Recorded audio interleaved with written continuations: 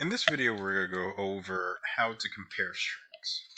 And something that you might have noticed as you're flipping through the book in chapters 1 and 2, you realize that strings are not typical, they're not typical variables, they're objects. And every string variable you call on, so say here, we declare a string object. So string, let's call it name one. Name one, it's an object. So if you type in string here, then you type in another string and we call it name two. Uh, these are two different. They're just two different string objects, but they act as variables, right?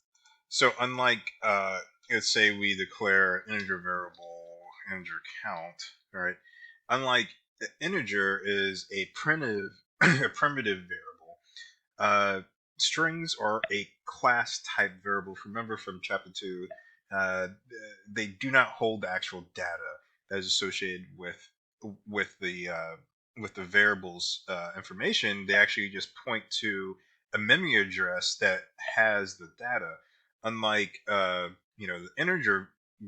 integer primitive variable, primitive type variable, it is actually stores the data that we input into integer um, in a memory location, and it actually references that information or that data. In this case, it would be a integer data type. So let's go ahead and play around with more functionality, more methods in the string class. So let's go ahead and try to compare these strings. So if we simply let's put it in an if statement. If name one is equal to name two, it'll pop up a error. As you can see over here, it says, name one, name two might not be initialized. We haven't initialized name one, name two. That's true, but string values are compared with equal signs, not equals method. So let's go ahead and eliminate one of these errors. So let's say name one is equal is equal to um, let's say wrap, and then we'll say name two is equal to Omar, which is my son's name and also my middle name. Either way, we're still comparing these two, and what we're actually comparing isn't the actual what the information uh, in these two variables. We're comparing the memory addresses, and it'll always pop up as false or pop up as it'll be false. And so this little if statement will never execute because uh, the name one will never equal to name two because it's actually comparing the addresses, not the actual data inside of the variables. So what you actually want to do is type name one dot equals name two, and if name one equals name two, then you want to say we'll just use a simple system out, and we'll say print line. The names are the same, and that'll be that. So name one dot equals name two. Names are the same, and obviously they'll also never be the same.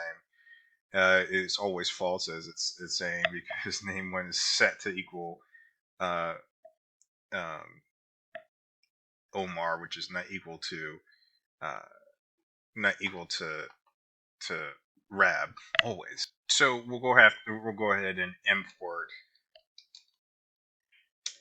import Java util scanner into the program, and then we'll go ahead and set up an instance of the scanner class to actually make this work. So we'll do scanner keyboard is equal to new scanner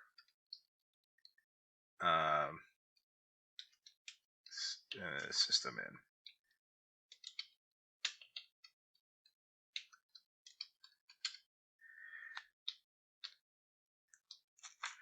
And you know, we'll go ahead and say here we'll erase name 2 is equal to Omar, and then we'll say system out, keep on misspelling system out, print line,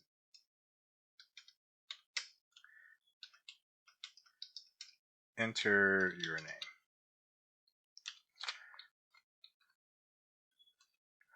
And then we'll go ahead and say name 2 will be equal to keyboard next line. So read the next line that you input will equal to name 2.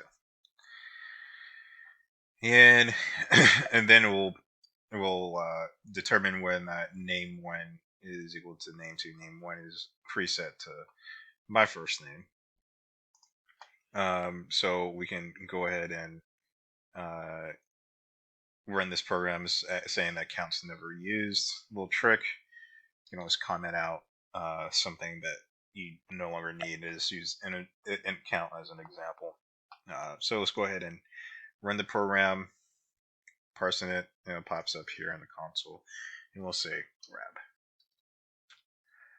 And names are the same, but then we run the program again. Say I put in my son's name and put in Omar. Nothing. You can also put down else.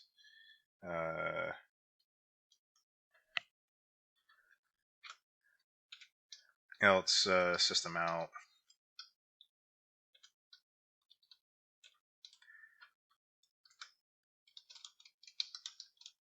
Not the same, just for equity's sake.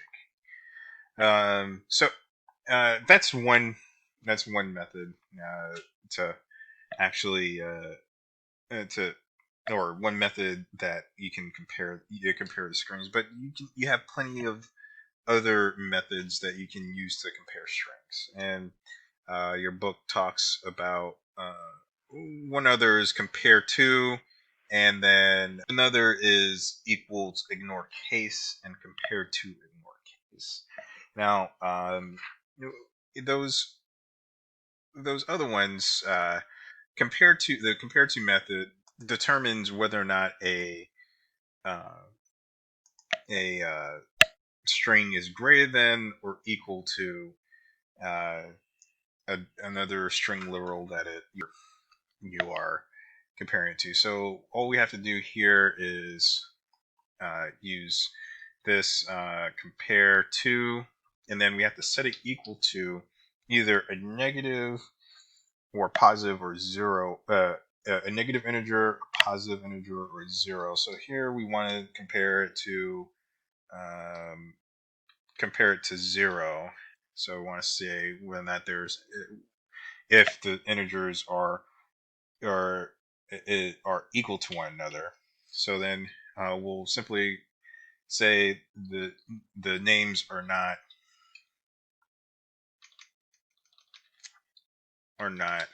equal, or we'll say that names are equal here if this is true, and then if the names are not equal here, and we'll go ahead and run this program. We'll again enter the name Omar. The names are not equal, but if we enter name Rab, names are equal because they're equal in weight. And then you have other uh, uh, methods like equals ignore case and compare to ignore case. And you can think about some other uses for those, and I'll leave that for another time.